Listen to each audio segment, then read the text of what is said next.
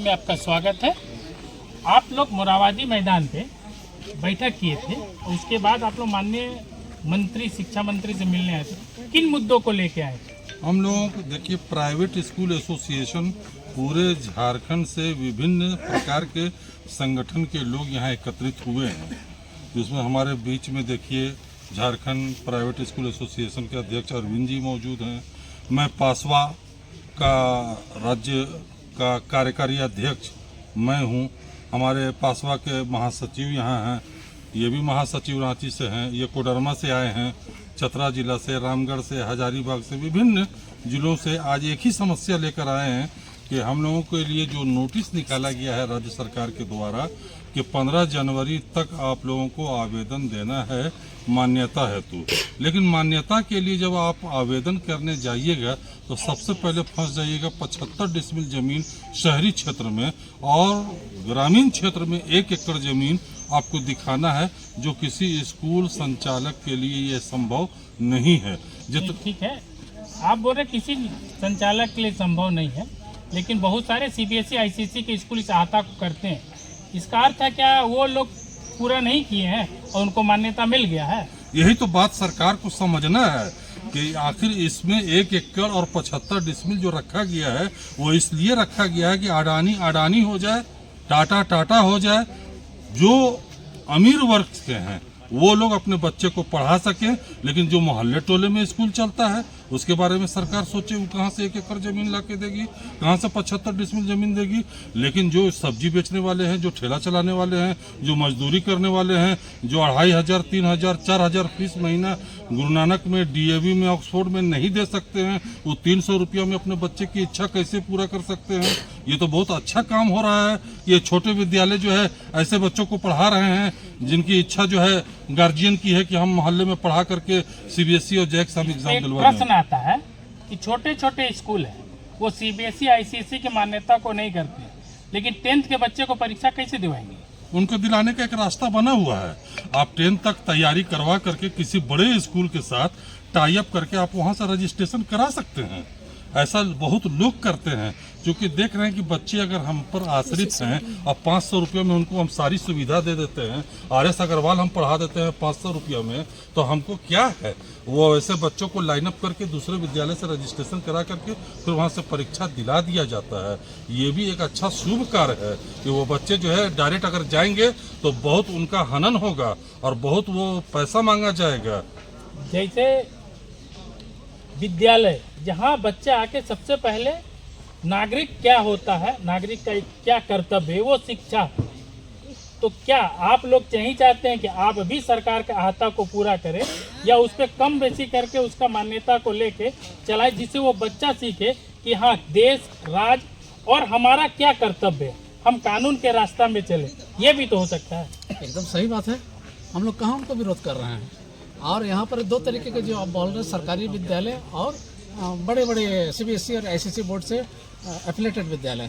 आप उसको दूसरे बैकग्राउंड में जाइए, वो जो बड़े बड़े विद्यालय चला रहे हैं, बड़े लोगों का, ट्रस्टी लोगों का, या तो फिर उनके पास अथाह पैसा है, जिनके पास 2 नंबर पैसा हो, 2 एकड़ जमीन खरीद सकते हैं, 4 एकड़ जमीन खरीद सकते हैं।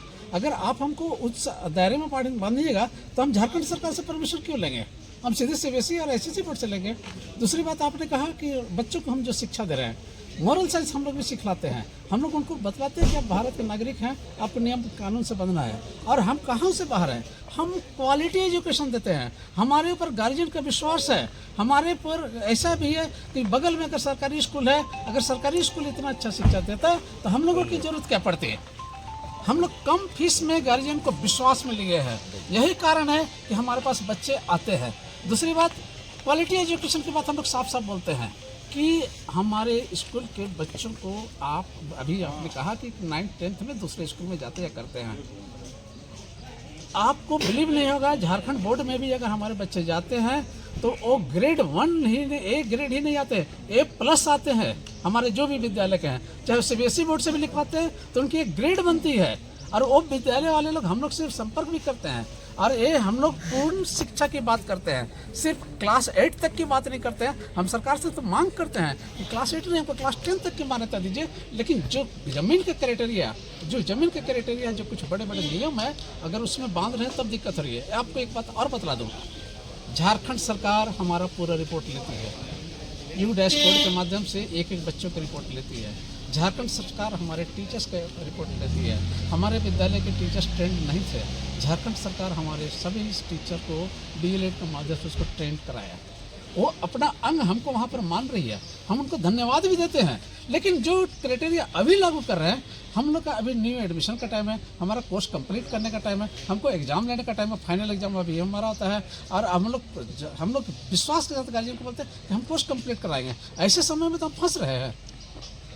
माननीय मंत्री जी से मिले, मंत्री जी ने के पास आपका क्या मांग?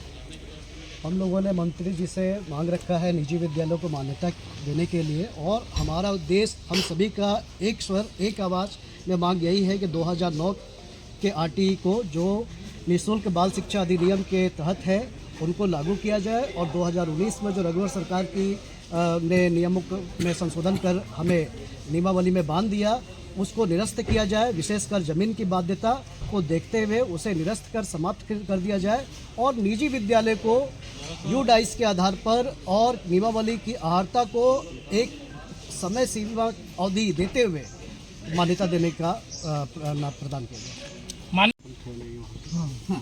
माननीय मंत्री जी ने आश्वासन दिया है, हम लोग इस पर देख रहे हैं, और जितने भी यू डाइस कोड वाले विद्यालय हैं उन पर उनकी नज़र है, और उन्होंने विश्वास दिलाया है कि यू डाइस कोड वाले जितने भी विद्यालय हैं उनको वो लोग बंद नहीं होने देंगे।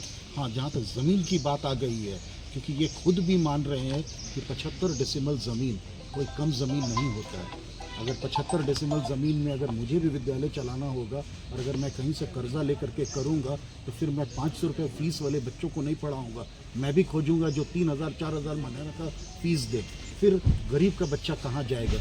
ये भी समझिए, ये समझ लीजिए कि सरकारी और प्योर जो अच्छे बड़े सीबीएसई वाले प्राइवेट स्कूल है, हम उनके बीच के हैं। और हमारे बच्चे जब परीक्षा लिखते हैं ना, जैसा अभी अरविंद सर ने कहा कि ए नहीं एक ग्रेड में आते हैं, इस चीज़ का मैं विश्वास दिला सकता हूं कि जब आप जैक बोर्ड का रिजल्ट निकलता है, आप सरकारी स्कूलों का रिजल्ट देखिए और स्थापना अनुमति प्राप्त विद्यालयों का रिजल्ट देखिए, ज़मीन और आसमान की फ़र्क रहती है।